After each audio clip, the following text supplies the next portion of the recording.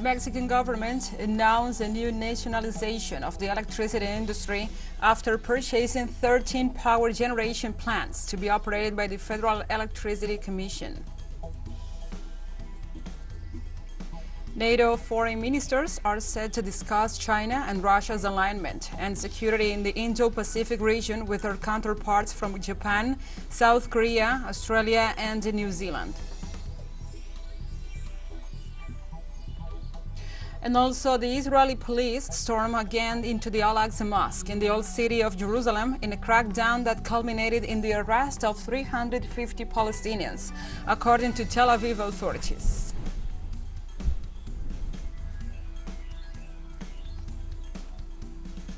From the headquarters of TeleSUR English in Havana, Cuba, this is From the South. I'm your anchor, Gladys Quesada, and these are the news. On Tuesday, the Mexican government announced a new nationalization of the electricity industry after purchasing 13 electricity generation plants, which will become part of the public patrimony and will be operated by the Federal Electricity Commission. The measure was presented by the President, Andrés Manuel López Obrador, who also highlighted that the National Infrastructure Fund will be the entity in charge of financing the purchase. The purchase will be completed in the next 5 months and will cost around $6 billion. This action will allow the Federal Electricity Commission to increase its participation in the production of electricity from 39.6% to 55.5% and become the main supplier in the country, which means the definite rescue of a public company. The President emphasized the importance of this operation for the Mexican people.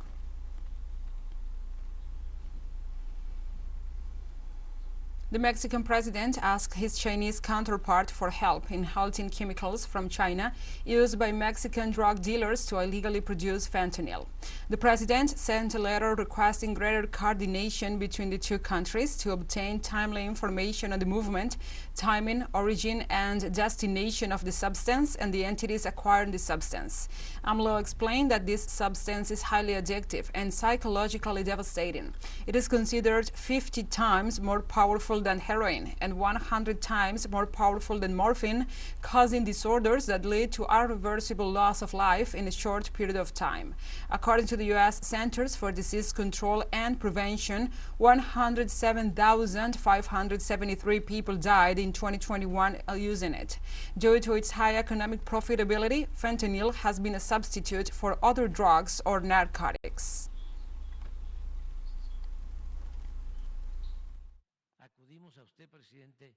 We come to you, President Xi Jinping, not to ask you for support in the face of these blatant threats, but to ask you, for humanitarian reasons, to help us control the shipments of fentanyl that may be sent from China to our country. For example, it would be an invaluable support to have information on who imports this substance, in what quantity, in which vessels, when they leave the Chinese ports, and which Mexican ports they arrive at, and the specific type of substance. And Mexican Foreign Minister Marcelo Ebrard said that according to official figures, the United States is the largest trafficker of fentanyl.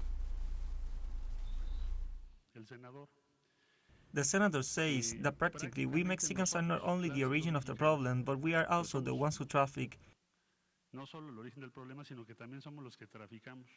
We carry and bring the fentanyl, but according to the figures in the United States, as Mr. President has just commented, 86.3% of the people in prison are U.S. citizens.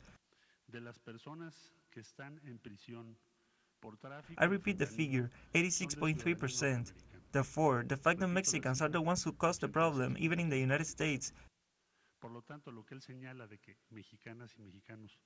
they traffic, carry, and bring is also false, because these are official figures. 86.3% are citizens of the United States.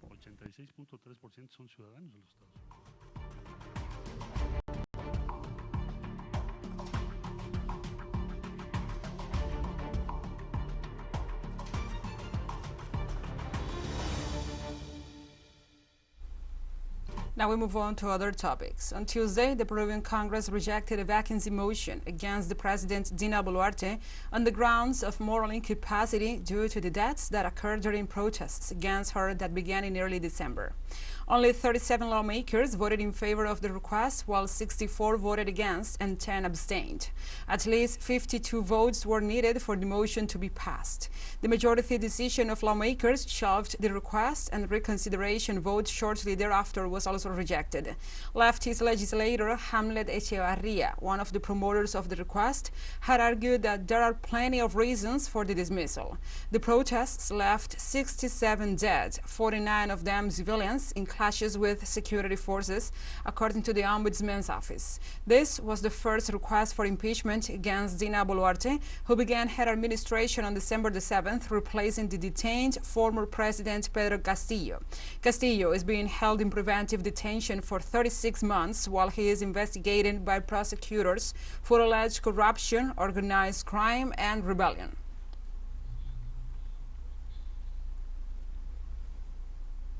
In Ecuador, at least 3 prisoners were killed and another was injured after a new riot in a Guayaquil prison. Authorities reported that the clashes began in the afternoon, and the National Service of Attention to Persons Deprived of Liberty activated the necessary security protocols to address the situation. In the confrontation, the National Police and the armed forces acted in coordination with the security forces of the penitentiary complex. In addition, it was confirmed that an inmate was sent to a local health center due to the seriousness of his injuries. La Roca prison holds some 20 highly dangerous convicts, among them the leaders of dangerous gangs such as Los Lobos, Los Tiguerones, and the former policeman accused of femicide, Germán Cáceres. Let's take a short break, but first, remember you can follow us on our TikTok at TeleSUR English, in which you will be able to see news in different formats, news updates, and more. Other stories coming up, stay with us.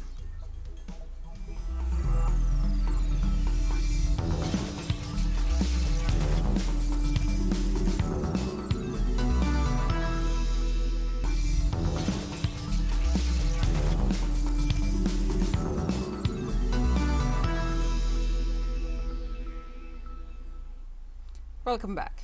On Tuesday, former President Donald Trump spoke from Florida after he personally pled not guilty to 34 felony counts of falsifying business records in Manhattan. In his speech, he stated that the FBI and the Department of Justice are constantly harassing Republicans and made reference to the 2020 elections.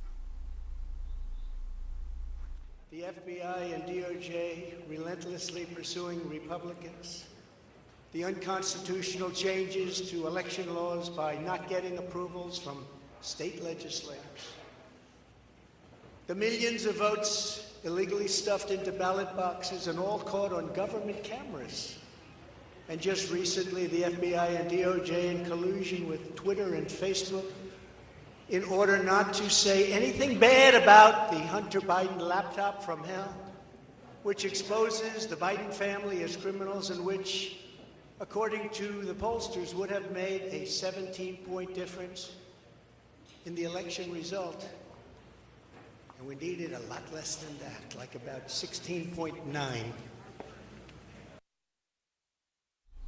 Former President of the United States also gave his opinion about what he considers to be some of the most shameful and failed aspects of the current administration.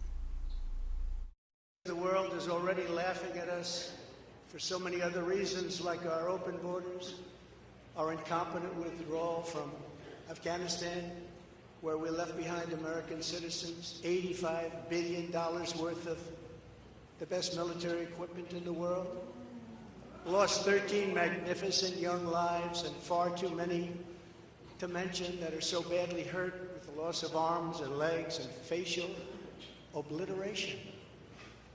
The most embarrassing time in our country's history, in my opinion.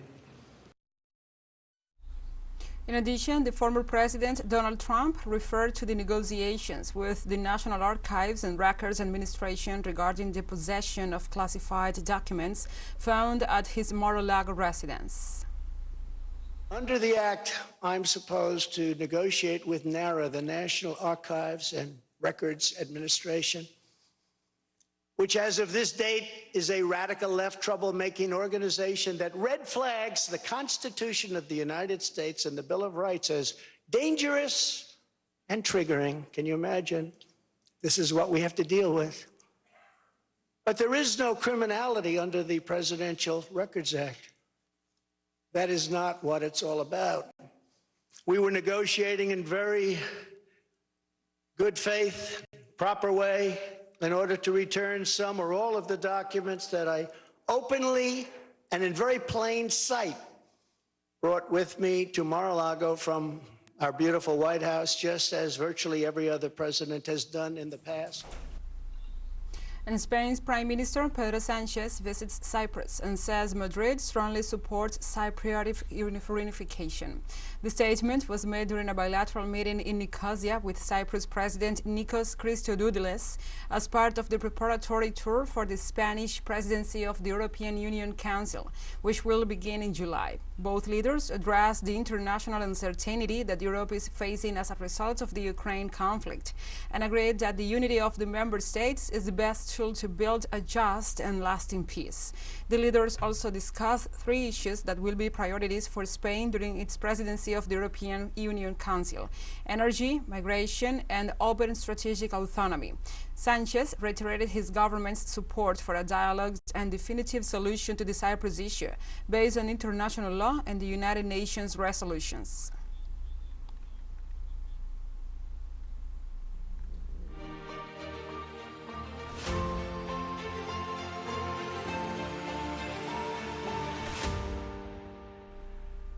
We move on to other topics. NATO foreign ministers are set to meet on Wednesday in Brussels to discuss the Ukrainian conflict and what the organization perceives as China's increased alignment with the Russian position. The gathering comes after the ministers met with Ukrainian Foreign Minister Dmytro Kuleba at the NATO-Ukraine Commission on Tuesday. After this meeting, NATO Secretary General Jens Stoltenberg urged the allies to continue to provide Kiev with what it needs on the battlefield. In addition, NATO foreign ministers are also expected to discuss security in the Indo-Pacific region with their counterparts from Japan, South Korea, Australia, and New Zealand, particularly in regards to China's influence in the region.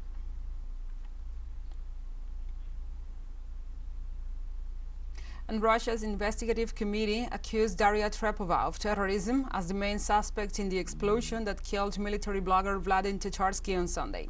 Trepova was accused of committing a terrorist attack with an explosive device as part of an organized group. Russia's investigative committee formalized the indictment on Tuesday and requested that the accused be remained in custody until June the 2nd. The suspect admitted on Monday that she handed over the statute that triggered the detonation in St. Petersburg cafe. According to Russian law, Trepova could be sentenced to 20 years in prison, as the country's laws do not provide for life imprisonment in the case of women.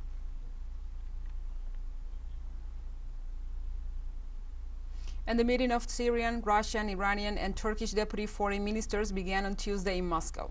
The Syrian delegation stressed the need to end the illegal Turkish presence on Syrian territory, non-interference in Syria's internal affairs, and the fight against terrorism in all its forms. The day before, the Syrian Deputy Minister of Foreign Affairs and Expatriates, Ayman Zuzan, held a meeting at the headquarters of the Russian Foreign Ministry in Moscow with Mikhail Bondanov, the special representative of the Russian president and Deputy Minister of Foreign Affairs.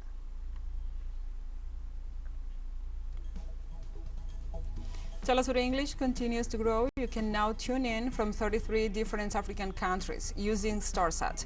Dial 461 and enjoy our Latin American alternative broadcast. One final short break and we'll be right back. Stay with us.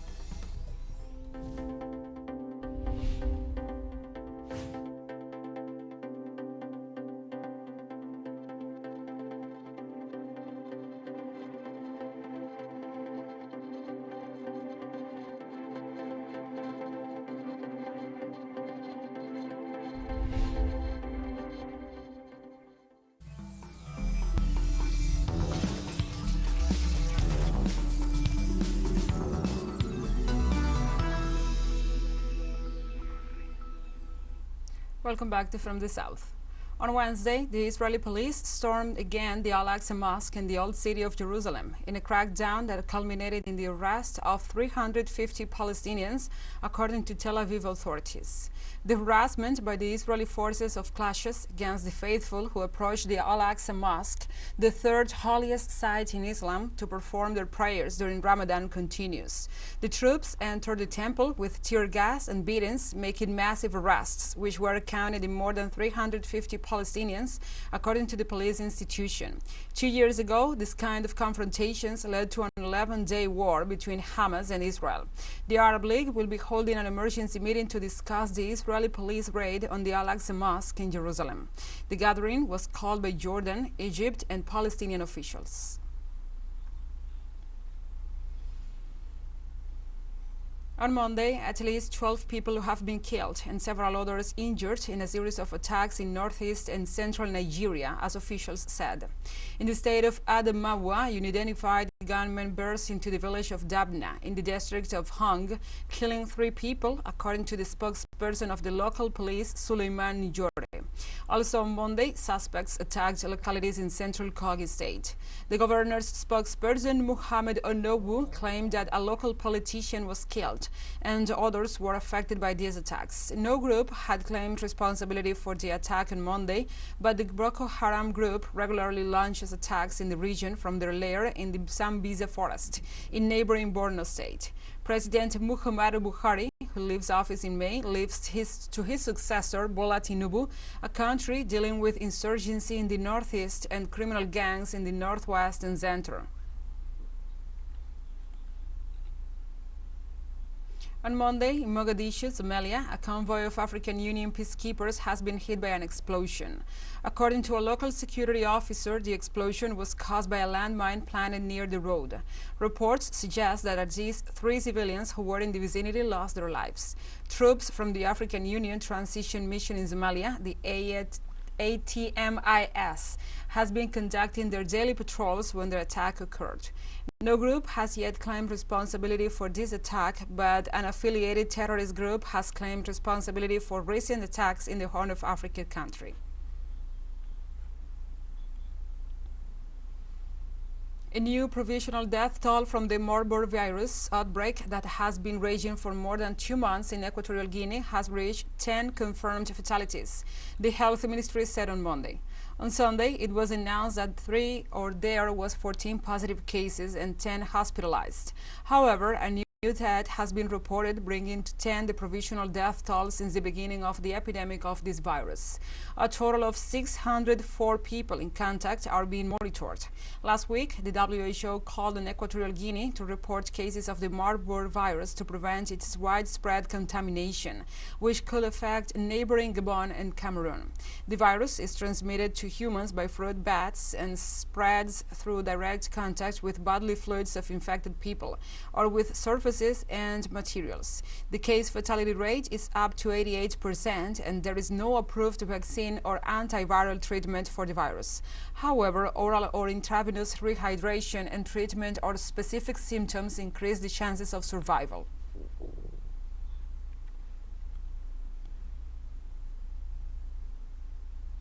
In South Africa, more than 200 activists gathered outside the Ugandan High Commission to demonstrate against the anti-gay bill recently passed by Ugandan lawmakers. The activists, led by South Africa's leftist Economic Freedom Fighters opposition party, urged Ugandan President Yoweri Museveni not to sign the bill into law. Homosexuality is outlawed in Uganda, but the recent bill has introduced harsh punishment for several acts, including the death penalty and up to 20 years of imprisonment. The passing of the Ugandan bill has received widespread condemnation from the international community and those promoting the rights of the LGBTQI+ people in Uganda and across the continent.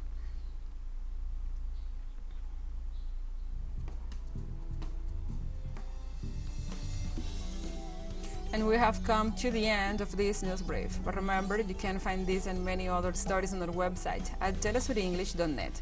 And also, if you feel so inclined, please join us on social media for all the latest news. We are on Facebook, Twitter, Instagram, Telegram, and TikTok. For TeleSUR English, I'm your anchor, Gladys Quesada. Thank you for watching.